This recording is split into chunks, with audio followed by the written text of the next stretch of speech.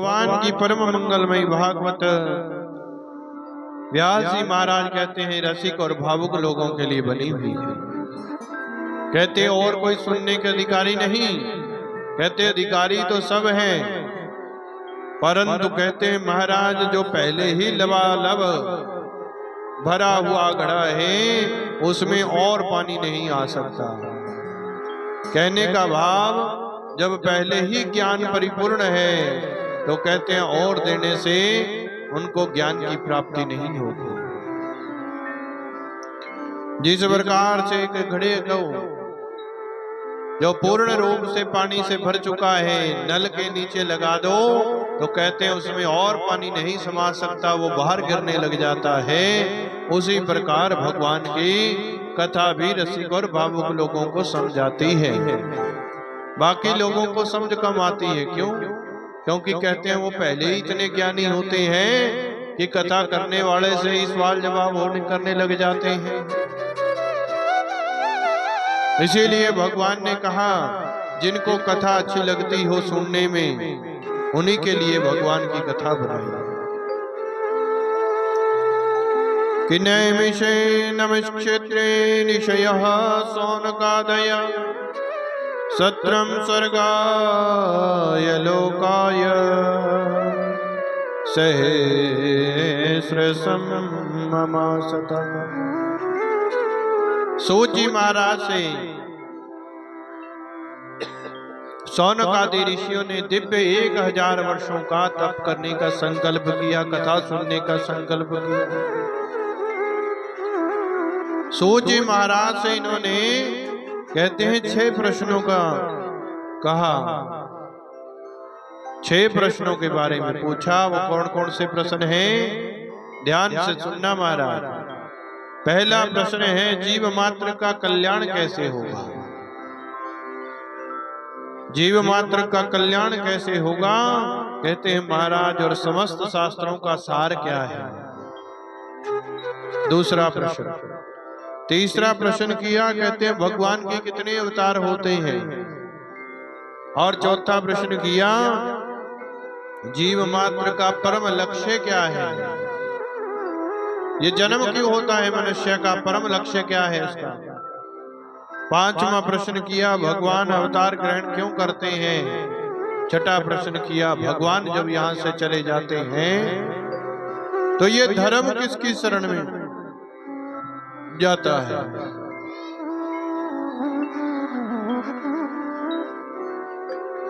पहले प्रश्न का उत्तर है जीव मात्र का कल्याण तभी होगा जब भगवान का नाम होगा, भगवान का स्मरण होगा, भगवान की वाणी से जो निकले हुए शब्द हैं उनको श्रवण करेंगे, सुनेंगे कथाओं को।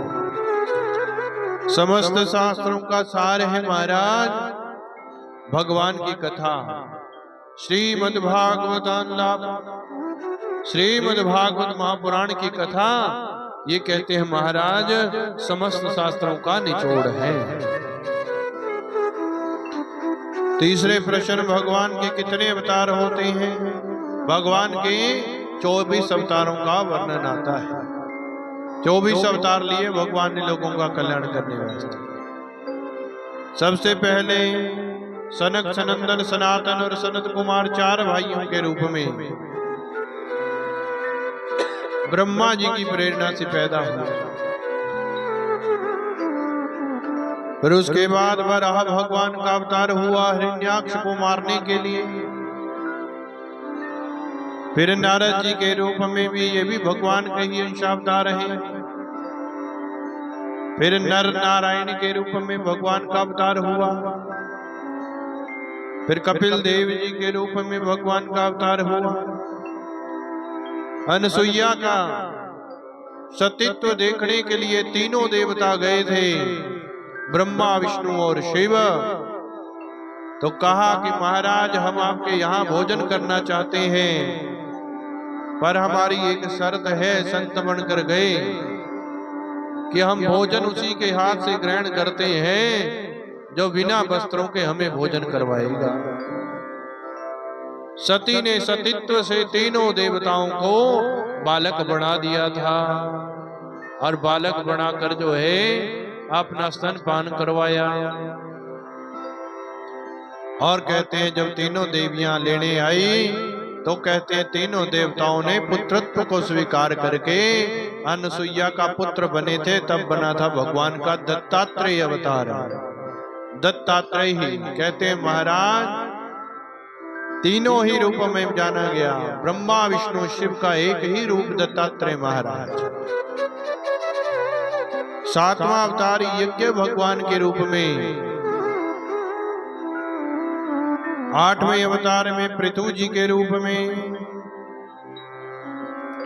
और नौवां अवतार ऋषभ देव जी के रूप में, 10वें मत्स्य के रूप में मछली बनकर भगवान आए, और 11वां कच्छप जी के रूप में, 12वां धन्वंतरी जी के रूप में, और फिर मोहिनी रूप में भगवान आए, 14वां नरसिंह भगवान हिरण्यकश्यप को मारने के लिए, और 15वां वामन रूप में भगवान आए, बलि राजा के यहाँ से भिक्षा मांगने भगवान पहुंचे थे।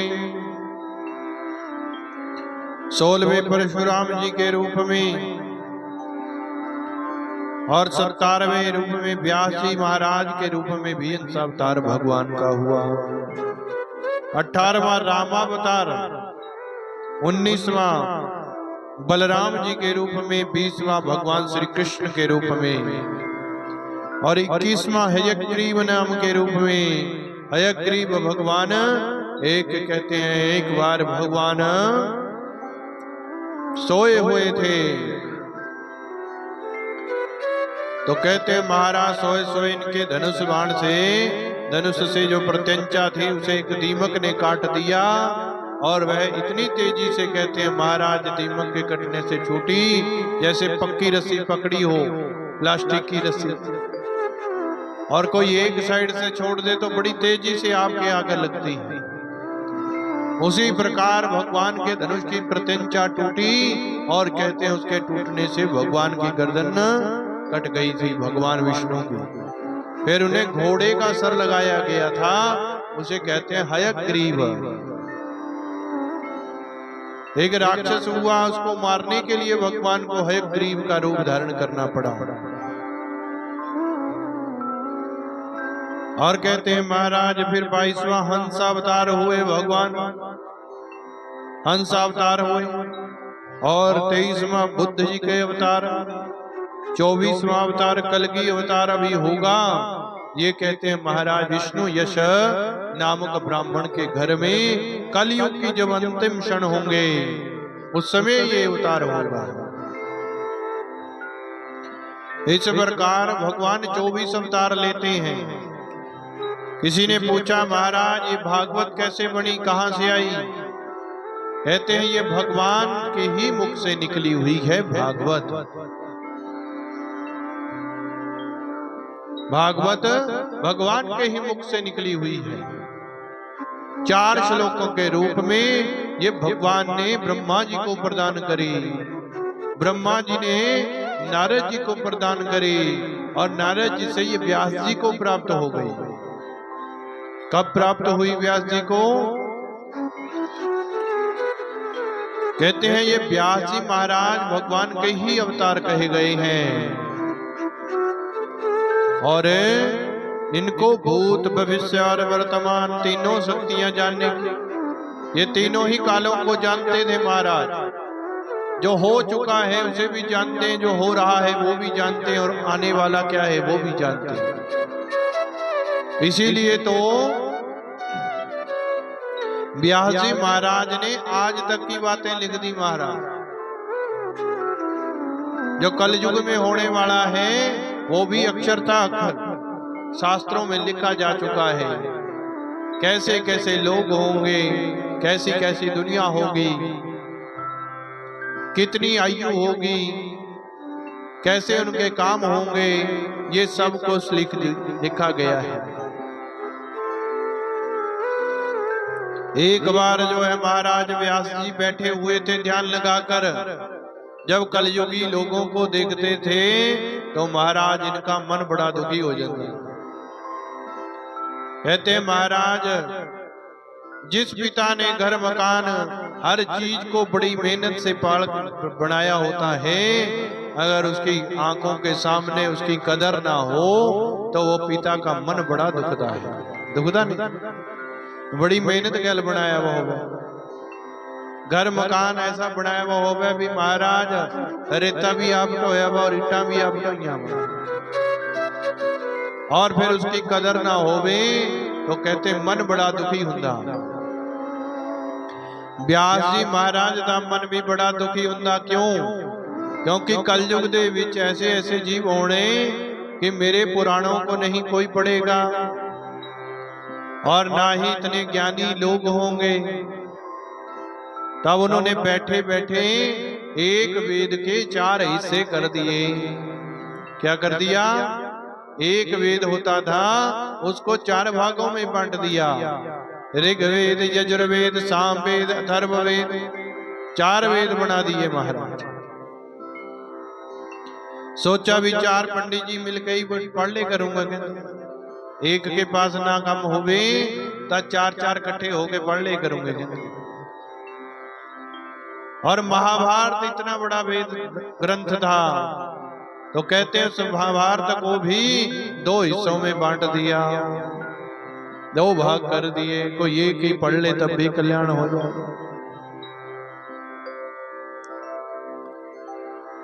और कहते हैं महाराज फिर भी मन को शांति नहीं मिली। 17 पुराण लिख दिए फिर भी कहते हैं मन को शांति नहीं मिली। क्यों? उन पुराणों में, उन ग्रंथों में किस प्रकार से हमें रहना चाहिए, क्या क्या नियम रखने चाहिए, सब लिख दिए। किसी से कोई पाप हो जाए तो उसके लिए प्रायश्चित लिख दिए, व्रत लिख दिए, हर रोज के व्रत लिख दिए, पूर्णमासी का व्रत, एकादशी का व्रत, कर्क चतुर्थी का व्रत, अहोई अष्टमी का व्रत, प्रदोष व्रत, 7 12 के व्रत लिख दिए, 15 तिथियों के कृष्ण पक्ष के व्रत लिख दिए, 15 तिथियां कृष्ण शुक्ल पक्ष की हैं उनके भी व्रत लिख दिए। वर्ष भर में धीरे धीरे आने वाले कम व्रत लिख दिए। अहोई अष्टमी चक्रिया का व्रत लिख दिया, करवा चौथ का व्रत है महाराज, किस लिए किया जाना चाहिए। तो फल स्वरूप जो है महाराज अनेकों अनेक प्रकार के व्रतों के बारे में भी ग्रंथों में वर्णन है। फलाना पाप हो जाए तो चंद्रायण का व्रत रखो, ये पाप हो जाए तो इस चीज का व्रत रखो। 17 पुराण लिख दिए, ये नियम से उठना चाहिए, ये नियम से चलना चाहिए, खाना चाहिए, दान पुण्य व्रत नियम सब कुछ लिख दिया। परंतु मन को शांति नहीं मिली। क्यों?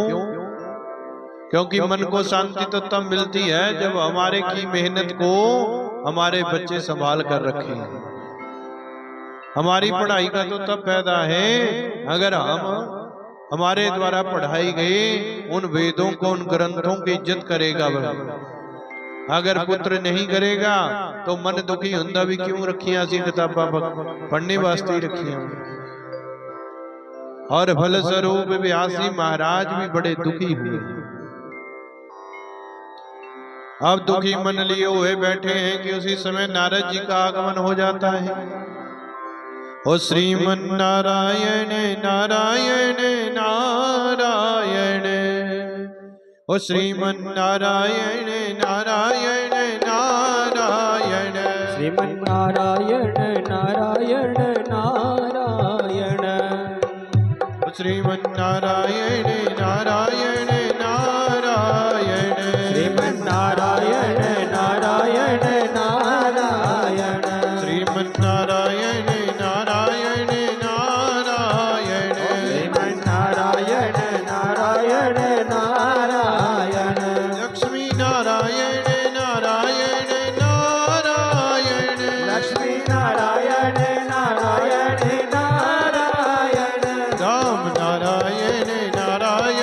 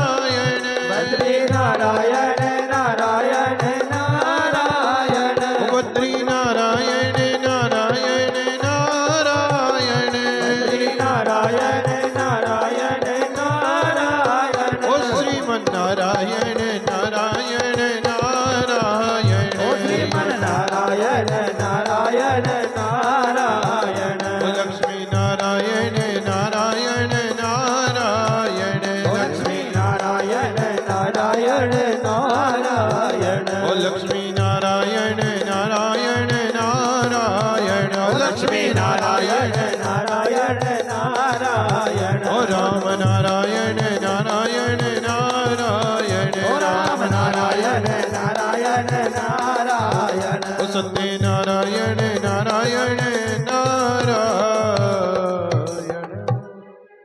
बोली लक्ष्मी नारायण भगवान की जय हो। नारद जी महाराज को क्या किया, जैसे ही नारद जी महाराज आते हैं जी महाराज नारद जी का स्वागत करते हैं। स्वागत करके जो है महाराज आसन पर बिठाते हैं। कहते हैं तत्रा भवद भगवान व्यास पुत्रो हो, व्यास जी के पुत्र प्राय कहते हैं महाराज व्यास जी ने जो है नारद जी को बिठाया और बिठाकर जो है महाराज आसन पर बिठाकर उनका जो है गंध अक्षत आदि से पूजन किया। और फल स्वरूप जो है नारद जी पूछते हैं कहो महाराज हे पराशर नंदन व्यास जी कैसे हो आप। पराश्रयः महाभागः भवतः कच्चिदात्मनः परितुष्यति शारीर आत्मा मानस एव। हे महाराज कैसे हो, हाल चाल ठीक है। कहते महाराज हाल चाल तो ठीक है, फिर मुख क्यों लटका हुआ है। तब जाकर जो है सब कथा व्यथा बताई महाराज। मैंने लोगों को देखकर जो है कलयुग में कैसे कैसे जीव होंगे, ब्राह्मण वेद नहीं पढ़ेंगे और ना पढ़ाएंगे ना सुनाएंगे, तब मेरे पुस्तकें लिखने का कोई लाभ तो है नहीं, क्योंकि विद्वत जन जो है बहुत कम होंगे। और फल स्वरूप जो है महाराज उसी को देखते हुए मैंने एक वेद के 4 हिस्से कर दिए।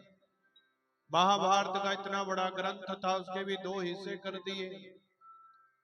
लोगों को किस प्रकार से नियम रखकर चलना है, प्राश्चित के लिए व्रत लिख दिए, तप लिख दिए, नियम लिख दिए, दान पुण्य यज्ञ कर्म लिख दिए, परंतु फिर भी मेरा मन ठीक नहीं। कहते हैं मन क्यों नहीं ठीक है, क्योंकि महाराज जिनको समझने वाली बुद्धि नहीं होगी। मंदा सुमंद मतयो, कहते महाराज लोगों की मंद बुद्धि होगी, छोटी आयु होगी, छोटे शरीर की संरचना होगी। उस समय तो बड़े बड़े दिमाग वाले लोग थे। सत्य युग में सब सत्य था, जो पढ़ लिया एक बार वही अक्षरता याद हो जाता है। परंतु कलयुग में तो ऐसी परिस्थिति होगी, एक चीज को 10 बार याद करेंगे तब 11वीं बार याद रहेगी। इसीलिए महाराज मेरा मन बड़ा दुखी है कि मेरे इन ग्रंथों को पढ़ेगा नहीं, और इतना समय नहीं होगा कि वह पढ़ पाए, इतना समय जीवन में नहीं होगा कि महाराज वो सब ग्रंथों का अध्ययन कर पाए।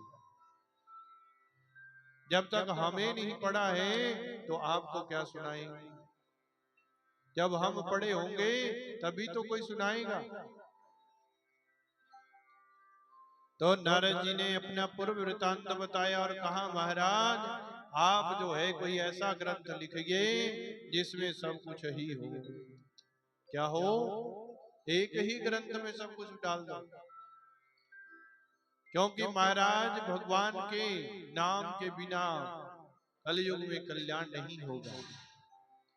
कलयुग केवल नाम आधार, कलयुग में केवल नाम ही आधार होगा। हर सुमेरे सुमेरे जन उतरे ही पारा। कहते हैं कलयुग दे विच वेद शास्त्र पुराण सब एक ही बात को कहेंगे कि भगवान के नाम जप की कमाई कर लो, क्योंकि बिना राम के कहीं आराम नहीं है। कोई जल्दी जल्दी खा रहा है तो हम उसको बोलते हैं भाई राम की खा ले, राम की खा। अगर जल्दी जल्दी खाएगा क्या होगा? महाराज गले में रोटी अटक जाएगी, हो सकता है कहते उसी रोटी से प्राण निकले, तेरा अहित हो सकता है, इसीलिए राम से खा ले। कोई भागा दौड़ा होगा तो भी कहेंगे महाराज आराम आराम से चल ले, ठोकर लग के गिर जाएगा, आराम से चल ले। जीवन में कोई भी जल्दी होगी तो कहेंगे राम से चलेंगे, कोई बात नहीं। और जब तक राम अंदर नहीं पहुंचे तब तक आराम हमें भी कहीं नहीं, बिना राम के आराम नहीं। इसीलिए महाराज कोई ऐसा ग्रंथ लिखिए जिनमें सब शास्त्रों का निचोड़ हो। एक ही ग्रंथ को पढ़ने से, एक ही ग्रंथ को सुनने से, एक ही ग्रंथ का वर्णन करने से, सुनाने से कहते हैं महाराज सबका ही कल्याण हो जाए, ऐसा कोई ग्रंथ लिखिए। कहते हैं महाराज अच्छा आप बताइए उस नाम जप की कमाई क्या है, उसका प्रभाव क्या है? कहते हैं महाराज प्रभाव ये है नाम जप का कि मैं पूर्व जन्म में एक दासी का पुत्र था, दासी का पुत्र था। मेरी माँ जो है वो संत महात्माओं की सेवा करने जाया करती थी, जहां कहीं संत महात्मा आ गए वहीं पर वो सेवा करने जाती थी। एक बार चतुर्मासा करने के लिए हमारे यहाँ संत महात्मा आ गए। चतुर्मासा कहते हैं 4 महीने के लिए, कहते हैं जब भगवान श्री हरि पाताल लोक चले जाते हैं तो उस समय लोग संत महात्मा लोग उनको बल देने के लिए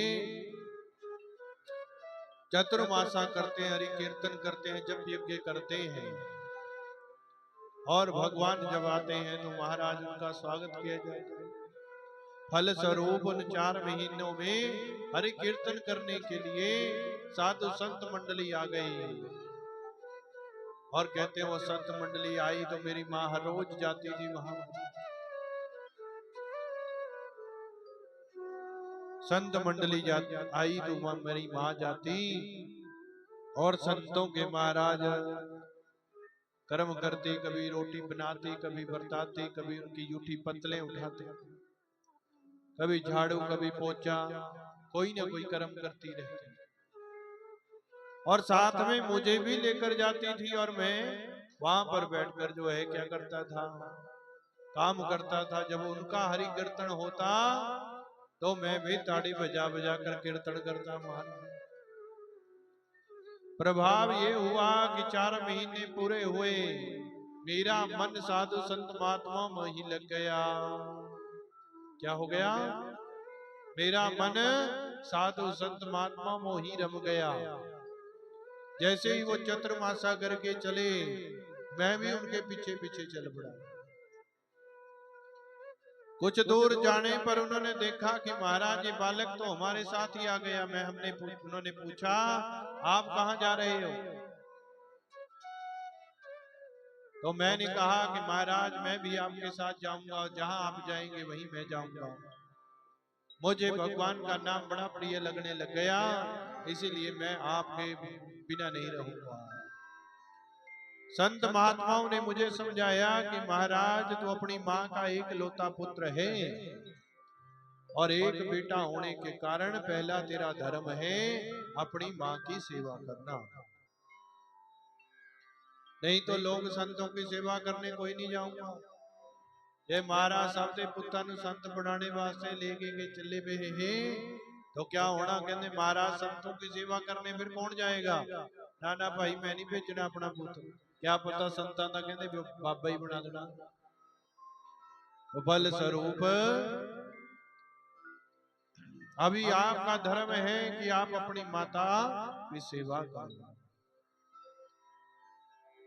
और कहते हैं मैं बड़ी रोनी सी सूरत लेकर खड़ा हो गया, पीछे नहीं जा रहा था, आंखों से अश्रु निकलने लग गए। जब संत महात्माओं ने मेरी हालत देखी तो कहा कि भगवान को पाने के लिए ये जरूरी नहीं है कि घर ही छोड़ना पड़े, भगवान तो घर में भी मिल जाते। संतों के वचनों पर विश्वास करो, गुरु के वचनों पर जिसने विश्वास किया वही तर गया, तर गया, तर गया। ओ तर गए, तर गए, तर गए, ओ जिन्ना नाम गुरां दा जपे। वो तो तर गए कहते महाराज जिन्हों ने नाम गुरां दा जपया। इसीलिए महाराज मुझे संतों ने समझाया और एक मंत्र मुझे जप करने के लिए दे दिया और कहा महाराज इसको जहां मर्जी जब मर्जी करना शुरू कर दो। ओम नमो भगवते वासुदेवाय, ओम नमो भगवते वासुदेवाय, ओम नमो भगवते वासुदेवाय। कहते हैं महाराज ओम नमो भगवते वासुदेवाय। ये मंत्र जो है महामंत्र है। इसी मंत्र को जप कर ध्रुव जी ने ध्रुव पद को प्राप्त किया। प्रहलाद जी ने महाराज भगवान को प्राप्त किया, भक्तों की पदवी को प्राप्त कर लिया। और जिसने भी ये नाम जपा उसका कल्याण ही कल्याण हुआ है। मुझे भी संत महात्माओं ने यही नाम जपने के लिए दे दिया। ओम नमो भगवते वासुदेवाय। और मैं भी उस मंत्र को लेकर बड़ा खुश हो गया महाराज। गुरु ने संतों ने वचन दे दिए, अब मैं उसी मंत्र को जपना शुरू कर दिया। और बच्चे खेलते थे, कहना मैं खेलना भी बंद कर दिया। अपनी माला लेके झोली लेके गलमा पाई हुई और हर टाइम उसी मंत्र को जपने लग गया। मां कोई काम करने नू कहंदी तां मैं छेती छेती जल्दी जल्दी काम करके कहना फिर वही मंत्र जपना शुरू कर देंदा। हुण कहना टाइम ऐसा आ गया कि जब जब मैं उस मंत्र में रमना शुरू हो गया तो अब मेरी मां को चिंता होने लगी। मां कहंदी भी जिस दिन ते तू संतां वादे आया उस दिन ते तू ना तां खेलदा ना ज्यादा हसदा, पता नहीं मेरे पुत नू क्या हो गया। बाहर टाइम पर कहंदी माला लेके झोली लेके बैठा रहंदा। चिंता होगी कि बाबा ना बन जावे मुंडा साडा। और कहंदी फिर जो भी घर आंदा उसनू कहन लगी भी भाई हुण कोई कुड़ी देखियो मैं अपना पुत ब्याहना। नहीं ऐसा ना होवे भी किती ये बाबा ही बन जाएगा, संत बन जावे। हुण जो भी आंदा उसनू सबनू मेरी मां ही कहंदी। पर मैं तो किसी और चक्कर में था। संता ने कहा जब तक तेरी मां जिंदा तेरा कर्म है तू इसकी सेवा कर। मैं तो कहना मां दे मरने दी सोच रहा और मां मैनू कहना ब्याह करने दी सोच रही। मैं अपने मन ही मन सोचन लग्या भी जे ब्याह हो गया तो घर वाली मरनी पता नहीं मरनी, न्याणे मरने या नहीं मरने, परंतु मैं तो मरी जाना कहना भगवान ते भी ना। मैं एक दिन मन ही मन बैठे सोच रहा भगवान कोई ऐसा चमत्कार कर, कहना मां ने मरना तो ही है एक दिन, छेती जरा मर जाएगा। कहती ऐसा ना काम होवे भी मां मरने से पहला मेरे गल में रस्सा पा दे। ब्याह वाला रस्सा नहीं पाना है अपने गल च। यही सोच विचार करके कहना मैं बैठा सोच रहा था, कहना भगवान ने पता नहीं नेड़े ही होकर सुन ली गलबात। वो कहना सवेरे सवेरे मां कहना 4 बजे गाय धोने वास्ते जाती थी तो महाराज रास्ते दे विच कहना एक दिन सर्प पड़िया, सप पड़िया तो कहंदी महाराज मां जैसे ही नेरे में गई दिखया नहीं है, सप दे ऊपर पैर रख दिया। सवेरे सप ने मां दे दंस कर दिया और मेरी मां मर गई। कहंदे क्योंकि सवेरे सवेरे किने देखना था 4 बजे उठ। जब दिन चढ़िया तां देखिया कहंदे महाराज कुछ आए, कहंदे आण के मैनू कहा भी तेरी मां नो कीड़ा छू गया भाई सप आके देख ले। जद कहा भी होता जिंदा नहीं रही हुण, कहना मेरा मन तो बड़ा खुशी हो गया भी चल मां वाला तो काम मुक्या। फिर कहना लोकाचारी में बड़ा रोया, रो रो के जो है महाराज पिंडदान क्रियाक्रम करात्या। और कहते हैं फिर जिस दिन शुद्धि हो गई उसी दिन अपनी झोली माला चक्की और कहना जंगलों की तरफ चल पिया कि संत महात्मा की खोज करा। परंतु जंगलों के विच किहड़े संत बैठे थे। संत महात्मा को ढूंढते ढूंढते मैं जंगल में बहुत अंदर तक चला गया। फिर एक वृक्ष के नीचे बैठकर उसी मंत्र का ध्यान कर रहा था। कहते हैं ध्यान करते करते मेरी आंखें बंद थी तो क्या देखा कि हृदय पटल पर भगवान की छटा छवि बन गई। भगवान शंख चक्र गदा पद्म बनमाला से सुशोभित नारायण भगवान का हृदय पटल पर ऐसा सुंदर चित्र बना कि महाराज मेरी सुध बुध खो गई। और जैसे ही आंखें खोलकर देखी तो वह छटा चली गई। फिर बार बार याद करता उसी मंत्र नु, उसी मंत्र को बार बार याद करता, परंतु कहने महाराज वो फिर दोबारा चित्र नहीं बनया है हृदय। बड़ा रोन लग गया मैं, बहुत रोया। कहना फिर भगवान की आकाशवाणी हुई, महाराज तेनू इस जन्म दा विच नहीं मिलना, मैं अगले जन्म दे विच तेनू मिलूंगा। तो कहना मन नू एक आश्वासन हो गया भी हुण तां भगवान ने मिलना नहीं है, तो कहना चूरण चटनी दी छड़ी जटानी थी। क्योंकि जे जप मंत्र करते करते भगवान सानू ना दिखे, सुपने में भी दिखे तो भी समझ लेना भगवान तुहाडी हाजरी कबूल कर रहा। सुपने में भी दर्शन दे जावे, सुपने में भी भगवान नाल गल्लां कर रहे हैं तो समझ लेना भगवान तुम्हारी पूजा से प्रसन्न है। मंत्र जप पूजा पाठ किस लिए? क्योंकि महाराज हमारा कल्याण करने के लिए, और भगवान हमें किसी ना किसी रूप में साडे काम भी करना चाहते। अगर असी सोचिए भी परमात्मा हुण पैसे तो है नहीं पर असी ये काम करना जरूर है, तो कहते परमात्मा साडा वो काम रुकन नहीं देते, चलता रहता है। किसी ना किसी रूप में आकर वो दुख में भी हमें साथ देते। तो महाराज जैसे ही वो छटा छवि गायब हुई, आकाशवाणी हुई कि इस जन्म में नहीं, मैं तो तुझे अगले जन्म में दर्शन दूंगा। तो क्या हुआ? कहते महाराज मैंने वो जप करना छोड़ा नहीं, समय निकलता गया तो मैंने उस जप को छोड़ा नहीं, और जप करते करते प्रलय हो गई। महाराज ये पृथ्वी प्रलय कब होती है? जब इस धरती पर जल ही जल हो जाता है, पानी ही पानी हो जाता है। तो ये धरती पर कोई जीव आत्मा नहीं बचती, कहते सब पृथ्वी पर पानी ही पानी हो जाता, सब मर जाते। और ये हजारों वर्षों तक ये भूमि बंजर पड़ी रहती है। जिस तरह ये नदी है ना, कदी उरे हल बांधे होने हुण बंजर पड़ी है। अज कोई पट के सीधी कर ले तो कहते उपजाऊ हो जाए। कहते ये धरती जो है भगवान की मर्जी से उपजाऊ होती है, और फल स्वरूप में भगवान के ही उदर में समा गया जब लय होगी, प्रलय हो गई। और महाराज उसी जप मंत्र का प्रभाव देखिए, क्या प्रभाव है? कहते हैं अगला जन्म मुझे मिला तो नारद के रूप में मिल गया। ये तो मैं अपने पिछले जन्म की कथा सुना रहा। अब देख लो उस मंत्र का प्रभाव, संतों के मंत्र का प्रभाव। कहना हुण तां मैं 24 घंटे ही नारायण नारायण नारायण नारायण जपता फिर। ये उसी का प्रभाव है महाराज। नारद जी ने समझाया और समझाकर 4 श्लोकों की भागवत व्यास जी को दे दी।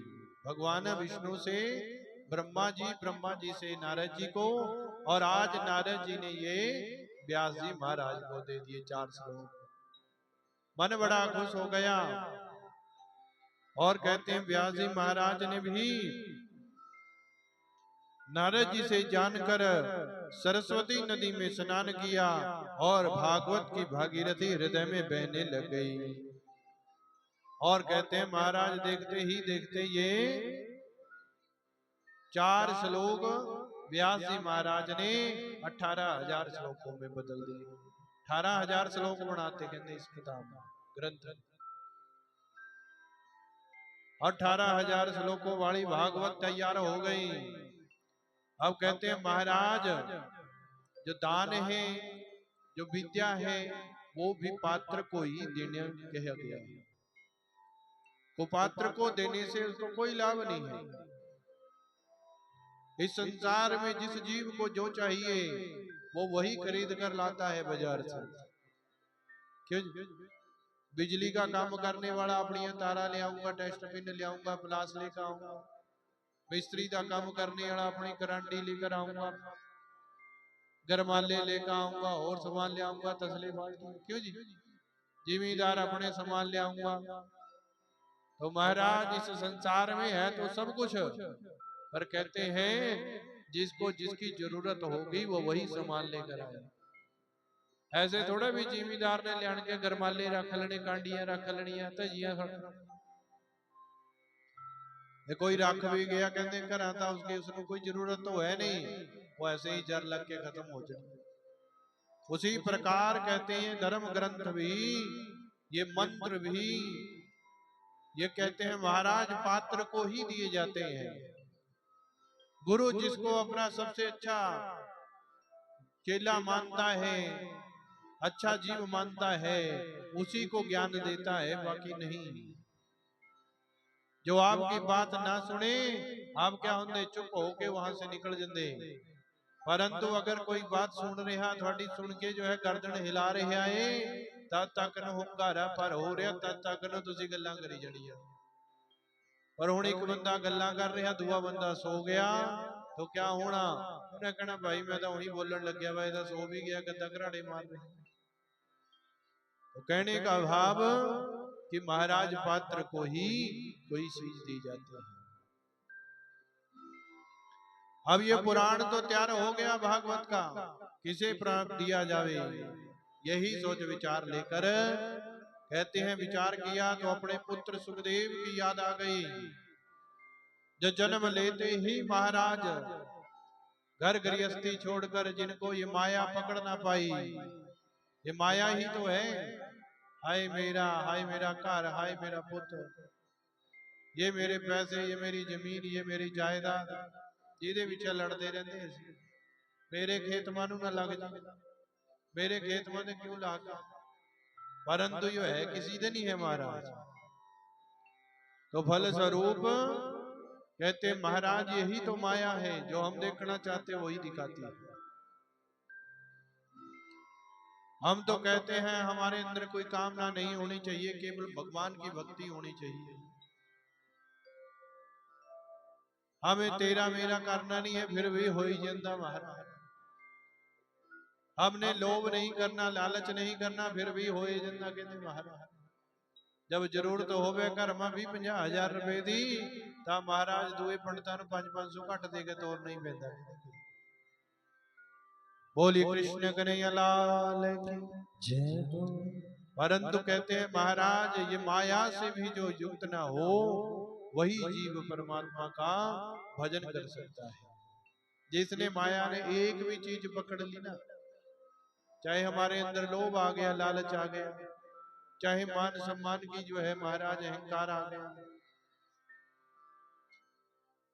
तो फल स्वरूप क्या होगा? वो बीमारी है महाराज। वो रोग जब लग जाएगा तो कहते हैं महाराज वो घर का नहीं छोड़ेगा, ना घाट का छोड़ेगा। अब सुखदेव जी महाराज तो गए हैं जंगलों में तपस्या करने के लिए।